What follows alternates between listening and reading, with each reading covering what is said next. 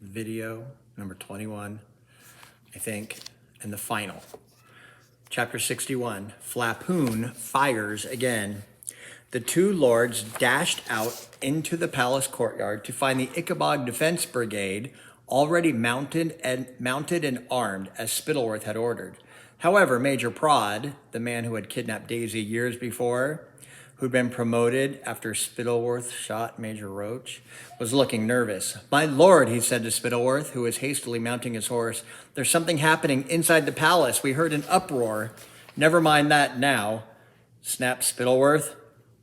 A sound of shattering glass made all the soldiers look up. "There are people in the king's bedroom," cried Prod. "Shouldn't we help him?" "Forget the king," shouted Spittleworth. Captain Goodfellow now appeared at the king's bedroom window. Looking down, he bellowed, "You won't escape, Spittleworth." "Oh, won't I?" snarled the lord, and kicking his thin yellow horse, he forced it into a gallop and disappeared out of the palace gates. Major Prod was too scared of Spittleworth not to follow, so he and the rest of the Ickabog Defense Brigade charged after his lordship, along with Flapoon, who'd barely managed to get into his horse, can't imagine getting into his horse, get onto his horse before Spittleworth set off, bouncing along at the rear, holding on to his horse's mane for dear life and trying to find his stirrups. Some men might have considered themselves beaten, what with escaped prisoners taking over the palace and a fake Ickabog marching through the country and attracting crowds, but not Lord Spittleworth. He still had a squad of well-trained, well-armed soldiers riding behind him, heaps of gold hidden at his mansion in the country, and his crafty brain was already devising a plan. Firstly, he'd shoot the men who'd faked this Ickabog and terrify the people back into obedience. Then he'd send Major Prod and his soldiers back to the palace to kill all the escaped prisoners. Of course, the prisoners might have killed the king by that time, but in truth, it might be... Well, I should ask you a question. Do you think that they would kill the king, knowing that Mrs. Beamish, who had gone there to warn him, had heard them talk about him that way? So we know he's safe. Then he'd send Major Prod and his soldiers back to... Of course, the prisoners might have killed the king by that time, but in truth, it might be easier to govern the country without Fred. As he galloped along, Spittleworth thought bitterly that if only he hadn't had to put so much effort into lying to the king, he might not have made certain mistakes, like letting that wretched pastry chef have knives and saucepans. He also regretted not hiring more spies, because then he might have found out that someone was making a fake Ickabog, a fake by the sound of it, that was far more convincing than the one he'd seen that morning in the stables. So the Ickabog Defense Brigade charged through the surprisingly empty cobbled streets of Showville and out onto the open road that led to Kurtzburg. To Spittleworth's fury, he now saw why the Showville streets had been empty. Having heard the rumor that an actual Ickabog was walking toward the capital with a large crowd, the citizens of Showville had hurried out to catch a glimpse of it with their own eyes. "Out of our way! Out of our way!" screamed Spittleworth, scattering the common people before him, furious to see them looking excited rather than scared. He spurred his horse onward until its sides were bleeding, and Lord Flapoon followed, now green in the face because he had not had time to digest his breakfast. At last, Spittleworth and the soldiers spotted the huge crowd advancing in the distance, and Spittleworth hauled at his poor horse's reins so that it skidded to a halt in the road. There in the midst of the thousands of laughing and singing cornucopians was a giant creature as tall as two horses, with eyes glowing like lamps, covered in long greenish-brown hair like marshweed. On its shoulders rode a young woman, and in front of it marched two young men holding up wooden signs. Every now and then, the monster stooped down, and yes, it seemed to be handing out flowers. "It's a trick," muttered Spittleworth, so shocked and scared he hardly knew what he was saying. "It must be a trick," he said more loudly, craning his scrawny neck to try and see how it was done. There are obviously people standing on each other's shoulders inside a suit of marshweed. Guns at the ready, men. But the soldiers were slow to obey. And all the time they'd been supposedly protecting the country from the Ickabog, the soldiers had never seen it, nor had they really expected to. Yet, they were not at all convinced they were watching a trick. On the contrary, the creature looked very real to them. It was patting dogs on the head and handing out flowers to children and letting that girl sit on its shoulder. It did not seem fierce at all. The soldiers were also scared of the crowd of thousands marching along with the Ickabog, who all seemed to like it. What would they do if the Ickabog was attacked? Then one of the youngest soldiers lost his head completely. "That's not a trick. I'm off." Before anybody could stop him, he galloped away. Flapoon, who had at last found his stirrups, now rode up front to take his place beside Spittleworth. "What do we do?" asked Flapoon, watching the Ickabog and the joyful, singing crowd gather nearer and nearer. "I'm thinking," snarled Spittleworth, "I'm thinking." But the cogs of Spittleworth's busy brain seemed to have jammed at last. It was the joyful faces that upset him the most. He'd come to think of laughter as a luxury, like Chauville pastries and silk sheets, and seeing these ragged people having fun frightened him more than if they'd all been carrying guns. "I'll shoot it," said Flapoon, raising his gun and taking aim at the Ickabog. "No," said Spittleworth. "Look, man, can't you see we're outnumbered?" But at that precise moment, the Ickabog let out a deafening, blood-curdling scream. The crowd that had pressed around it backed away, their faces suddenly scared. Many dropped their flowers. Some broke into a run. With another terrible screech, the Ickabog fell to its knees, almost shaking Daisy loose, though she clung on tightly. And then a huge, dark split appeared down the Ickabog's enormous, swollen belly. "You were right, Spittleworth," bellowed Flapoon, raising his blunderbuss. "There are men hiding inside it." And as the people in the crowd began to scream and flee, Lord Flapoon took aim at the Ickabog's belly and fired. Chapter 62, The Bonding. And now, several things happened at almost the same time, so nobody watching could possibly keep up. But luckily, I can tell you about all of them. Lord Flapoon's bullet went flying toward the Ickabog's opening belly. Both Bert and Roderick, who'd sworn to protect the Ickabog no matter what, flung themselves into the path of that bullet, which hit Bert squarely in the chest. And as he fell to the ground, his wooden sign bearing the message, "The Ickabog is harmless," shattered into splinters. Then a baby Ickabog, which was already taller than a horse, came struggling out of the Icker's belly.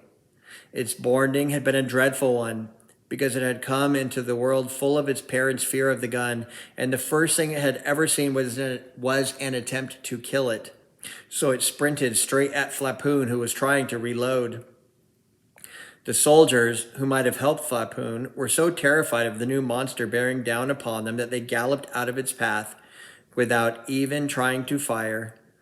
Spittleworth was one of those who rode away fastest, and he was soon lost to sight. The baby Ickabog let out a terrible roar that still haunts the nightmares of those who witnessed the scene before launching itself at Flapoon. Within seconds, Flapoon lay dead upon the ground. All of this had happened very fast. People were screaming and crying, and Daisy was still holding on to the dying Ickabog, which lay in the road beside Bert. Roderick and Martha were bending over Bert, who, to their amazement, had opened his eyes. Now, can you guess why he didn't die? Oops, something is hanging down here. I think I'm all right, he whispered, and feeling beneath his shirt, he pulled out his father's huge silver medal. Flapoon's bullet was buried in it. The medal had saved Bert's life. Seeing that Bert was alive, Daisy now buried her hands in the hair on either side of the Ickabog's face again. I didn't see my Ickaboggle, whispered the dying Ickabog, in whose eyes there were tears again, like glass apples. It's beautiful, said Daisy, who was also starting to cry. Look, here. A second Ickaboggle was wriggling out of the Ickabog's tummy. This one had a friendly face and wore a timid smile because its bornding had happened as its parents was looking into Daisy's face and had seen her tears and understood that a human could love an Ickabog as though it was one of their own family. Ignoring the noise and clamor around it, the second Ickabog knelt beside Daisy in the road and stroked the big Ickabog's face. Icker and Ickaboggle looked at each other and smiled. Then the big Ickabog's eyes gently closed, and Daisy knew that it was dead. She buried her face in its shaggy hair and sobbed. You mustn't be sad, said a familiar booming voice. Maybe I should do it deeper. You mustn't be sad, said a familiar booming voice as something stroked her hair. Don't cry, Daisy. This is the bornding. It's a glorious thing. Blinking, Daisy looked up at the baby, which was speaking with exactly the voice of its Icker. You know my name, she said. Well, of course I do, said the Ickabog kindly. I was born to knowing all about you. And now we must find my Ickabog, which Daisy understood was what Ickabogs called their siblings. Daisy stood up and saw Flapoon lying dead in the road, and the firstborn Ickaboggle surrounded by people holding pitchforks and guns. Climb up here with me, said Daisy urgently to the second baby, and hand in hand the two of them mounted the wagon. Daisy shouted at the crowd to listen, and as she was the girl who'd ridden through the country on the shoulder of the Ickabog, the nearest people guessed that she might know things worth hearing, so they shushed everyone else. And at last, Daisy was able to speak. You mustn't hurt the Ickabogs, were the first words out of her mouth, when at last the crowd was silent. If you are cruel to them, they'll have babies who were born even crueler. Born did cruel, corrected the Ickaboggle beside her. Born did cruel, yes, said Daisy, but if they're born did in kindness, they will be kind. They eat only mushrooms and they want to be our friends. The crowd muttered, uncertain, until Daisy explained about Major Beamish's death on the marsh, how he'd been shot by Lord Flapoon, not killed by an Ickabog, and that Spittleworth had used the death to invent a story of a murderous monster on the marsh. Then the crowd decided that they wanted to go and talk to King Fred, so the bodies of the dead Ickabog and Lord Flapoon were loaded onto the wagon, and 20 strong men pulled it along. Then the whole procession set off for the palace with Daisy, Martha, and the kind Ickaboggle arm in arm at the front, and 30 citizens with guns surrounding the fierce firstborn Ickaboggle, which otherwise would have killed more humans because it had born fearing and hating them. But after a quick discussion, Bert and Roderick vanished. And where they went, you'll soon find out.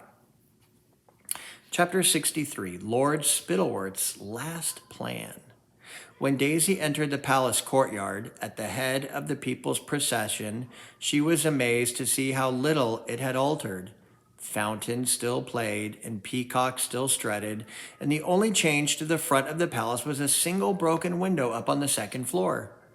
Then the great golden doors were flung open and the crowd saw 2 ragged people walking out to meet them, a white-haired man holding an axe and a woman clutching an enormous saucepan. And Daisy, staring at the white-haired man, felt her knees buckle, and the kind Ickaboggle caught her and held her up. Mr. Dovetail tottered forward, and I don't think he even noticed that an actual live Ickabog was standing beside his long-lost daughter. As the two of them hugged and sobbed, Daisy spotted Mrs. Beamish over her father's shoulder. Bert's alive, she called to the pastry chef, who was looking frantically for her son. But he had to do something. He'll be back soon. More prisoners now came hurrying out of the palace, and there were screams of joy as loved ones found loved ones, and many of the orphanage children found the parents they'd thought were dead. Then, a lot of other things happened, like the 30 strong men who surrounded the fierce Ickaboggle, dragging it away before it could kill anyone else. and Daisy asking Mr. Dovetail if Martha could come and live with them, and Captain Goodfellow appearing on the balcony with a weeping King Fred, who was still wearing his pajamas, and the crowd cheering when Captain Goodfellow said he thought it was time to try life without a king. However, we must now leave this happy scene and track down the man who was most to blame for the terrible things that had happened to Cornucopia. Lord Spittleworth was miles away, galloping down a deserted road when his horse suddenly went lame. When Spittleworth tried to force it onward, the poor horse, which had had quite enough of being mistreated, reared and deposited Spittleworth onto the ground. When Spittleworth tried to whip it, the horse kicked him, then trotted away into the forest, where I am pleased to tell you it was later found by a kind farmer who nursed it back to health. Lord Spittleworth was therefore left to jog alone down the country lanes toward his country estate, holding up his chief advisor's robes lest he trip on them, and looking over his shoulder every few yards for fear that he was being followed. He knew perfectly well that his life in Cornucopia was over. But he still had that mountain of gold hidden in his wine cellar, and he intended to load up his carriage with as many ducats as he could find, then sneak over the border into Pluritania. Night had fallen by the time Spittleworth reached his mansion, and his feet were terribly sore. Hobbling inside, he bellowed for his butler, Scrumble, who so long ago had pretended to be Nobby Button's mother and Professor Frodysham. "Down here, my lord," called a voice from the cellar. "Why haven't you lit the lamp, Scrumble?" bellowed Spittleworth, feeling his way downstairs. "Thought it best to look like nobody was home, sir," called Scrumble. "Ah," said Spittleworth, wincing as he limped downstairs. "So you've heard, have you?"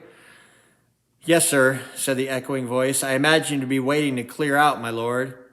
"Yes, Scrumble," said Spittleworth, limping toward the distant light of a single candle. "I most certainly do." He pushed open the door to the cellar where he'd been storing his gold all these years. The butler, whom Spittleworth could only make out dimly in the candlelight, was once again wearing Professor Frodysham's costume, the white wig and the thick glasses that shrank his eyes to almost nothing. "Though it might be best if we travel in disguise, sir," said Scrumble, holding up old Widow Button's black dress and ginger wig. "Good idea," said Spittleworth, hastily pulling off his robes and pulling on the costume.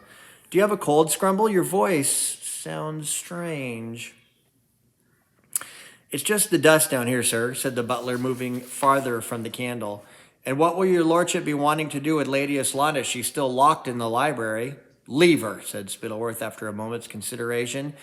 "Serve her right for not marrying me when she had the chance." "Very good, my lord. I've loaded up the carriage and a couple of horses with most of the gold.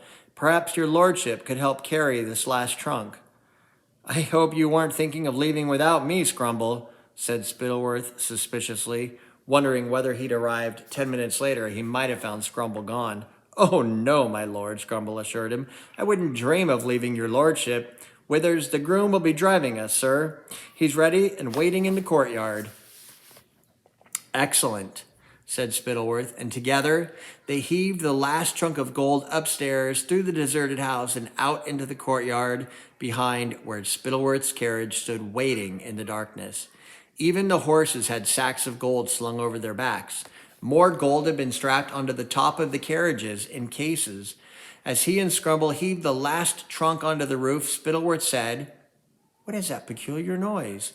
"I hear nothing, my lord," said Scrumble. "It's an odd sort of grunting," said Spittleworth. A memory came back to Spittleworth as he stood here in the dark, that of standing in the icy white fog in the marsh all those years before, and the whimpers of the dog struggling against the brambles in which it was tangled. This was a similar noise, as though some creature were trapped and unable to free itself, and it made Lord Spittleworth quite as nervous as it had last time, when, of course, it had been followed by a Flapoon firing his blunderbuss and starting both of them onto the path of riches in the country down the road to ruin. "Scrumble, I don't like that noise." "I don't expect you do, my lord." The moon slid out from behind a cloud, and Lord Spittleworth, turning quickly toward his butler, whose voice sounded very different all of a sudden, found himself staring down the barrel of one of his own guns. Scrumble had removed Professor Frodysham's wigs and glasses to reveal he wasn't the butler at all, but Bert Beamish. And for just a moment, seen by moonlight, the boy looked so like his father that Spittleworth had the crazy notion that Major Beamish had risen from the dead to punish him. Then he looked wildly around him and saw through the open door of the carriage the real Scrumble, gagged and tied up on the floor, which was where the odd whimpering was coming from. And Lady Yslanda sitting there, smiling and holding a second gun, opening his mouth to ask Withers, the groom, why he didn't do something. Spittleworth realized that this wasn't Withers, but Roderick Roach. When he had spotted the two boys galloping up the drive, the real groom, who'd quite rightly sensed trouble and stealing his favorite of Lord Spittleworth's horses, had ridden off into the night. "How did you get here so fast?" was all Spittleworth could say. "We borrowed some horses from a farmer," said Bert. In fact, Bert and Roderick were much better riders than Spittleworth, so their horses had not gone lame. They'd managed to overtake him and had arrived in plenty of time to free Lady Yslanda, find out where the gold was, tie up Scrumble the butler, and force him to tell them the full story of how Spittleworth had fooled the country, including his own impersonation of Professor Frodysham and Widow Buttons. "Boys, let's not be hasty," said Spittleworth faintly. "There's a lot of gold here. I'll share it with you." "It isn't yours to share," said Bert. "You're coming back to Showville, and we're going to have a proper trial." Oh no, the final chapter. Chapter 64, Cornucopia again. Once upon a time, there was a tiny country called Cornucopia, which was ruled by a team of newly appointed advisors and a prime minister, who at the time of which I write was called Gordon Goodfellow. Prime Minister Goodfellow had been elected by the people of Cornucopia because he was a very honest man, and Cornucopia was a country that had learned the value of truth. There was a countrywide celebration when Prime Minister Goodfellow announced that he was going to marry Lady Yslanda, the kind and brave woman who'd given important evidence against Lord Spittleworth. The king, who had allowed his happy little kingdom to be driven to ruin and despair, stood trial, along with the chief advisor and a number of other people who'd benefited from Spittleworth's lies, including Ma Grunter, Basher John, Cankerby the footman, and Otto Scrumble. The king simply wept all through his questioning, but Lord Spittleworth answered in a cold, proud voice and told so many lies and tried to blame so many others for his own wickedness that he made matters far worse for himself than if he'd simply sobbed like Fred. Both men were imprisoned in the dungeon beneath the palace with all the other criminals. I quite understand, by the way, if you wish Bert and Roderick had shot Spittleworth. After all, he'd caused hundreds of other people's deaths. However, it should comfort you to know that Spittleworth really would have preferred to be dead than to sit in the dungeon all day and night, where he ate plain food and slept between rough sheets and had to listen for hours on end to Fred crying. The gold that Spittleworth and Flapoon had stolen was recovered so that all those people who had lost their cheese shops and their bakeries, their dairies and their pig farms, their butcher shops and their vineyards could start them back up again and begin producing the famous cornucopian food and wine once more. However, during the long period of Cornucopia's poverty, many had lost the opportunity to learn how to make cheese, sausage, wine, and pastries. Some of them became librarians because Lady Yslanda had the excellent idea of turning all the now useless orphanages into libraries, which she helped stock. However, that still left a lot of people without jobs. And that is how the fifth great city of Cornucopia came into being. Its name was Ickabog, and it lay between Kurdsburg and Jeroboam on the banks of the river Fluma. When the second-born Ickabog heard of the problem of people who'd never learned a trade, it suggested timidly that it might teach them how to farm mushrooms, which was something it understood very well.